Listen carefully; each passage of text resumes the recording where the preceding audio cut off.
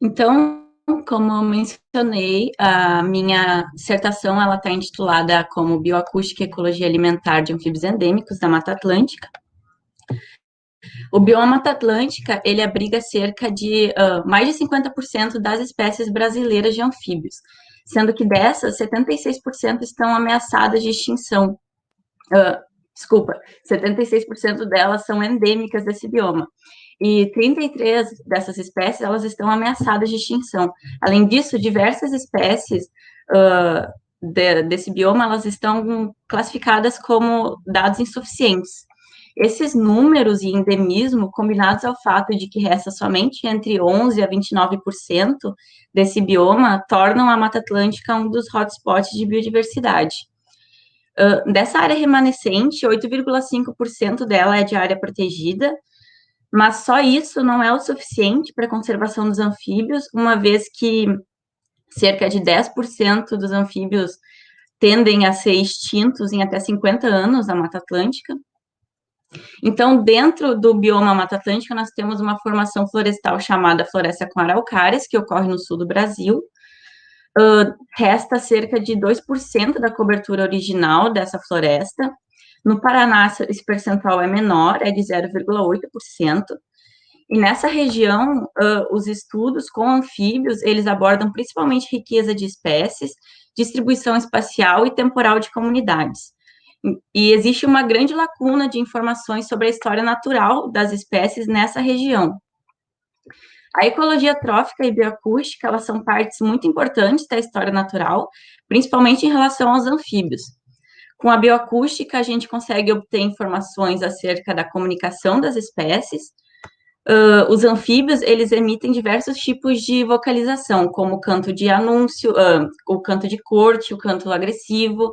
O principal deles é o canto de anúncio, que é o mais comum, e ele possui função essencial na reprodução dos anuros, uma vez que é com esse canto que os anfíbios vão atrair as fêmeas, né? E as vocalizações, elas também informam características do macho emissor, como tamanho, massa e condição energética. O canto de anúncio e todas as outras vocalizações, elas podem ser influenciadas por fatores abióticos e fatores bióticos. Os fatores abióticos, como a temperatura do ar, eles tendem a afetar principalmente os parâmetros temporais do canto, e os fatores bióticos, eles tendem a afetar principalmente os parâmetros espectrais. Já com a ecologia trófica, a gente possui informações acerca da alimentação e comportamento de forrageio das espécies. Diversos fatores podem influenciar na dieta dos anfíbios, né? Como, por exemplo, ontogenia, sexo, sazonalidade e tamanho corporal e disponibilidade de presas. Esses dois últimos, então, vão ser os fatores que a gente vai trabalhar nesse estudo. É um padrão esperado que o tamanho corporal influencie na alimentação dos anuros, uma vez que eles são animais que tendem a ter um comportamento de engolir a presa inteira. Então, o tamanho do anuro, assim como o tamanho da mandíbula, por exemplo, ele atua como um fator limitante na hora de conseguir engolir a presa, né? E uma vez que a maioria dos anfíbios é caracterizado por se alimentar de acordo com a disponibilidade de presa, possuir o dado da abundância dos invertebrados na região onde a gente vai fazer o estudo, nos permite avaliar a possível preferência alimentar entre as espécies.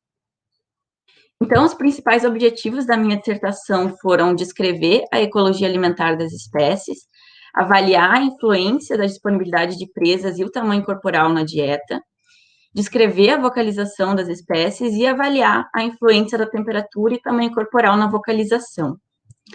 Então, a minha dissertação, ela está dividida em 4 capítulos, mas hoje eu vou apresentar para vocês os 2 primeiros, que consiste na ecologia alimentar dos anfíbios, e o segundo na bioacústica de aplastodiscos conforme albocignatos.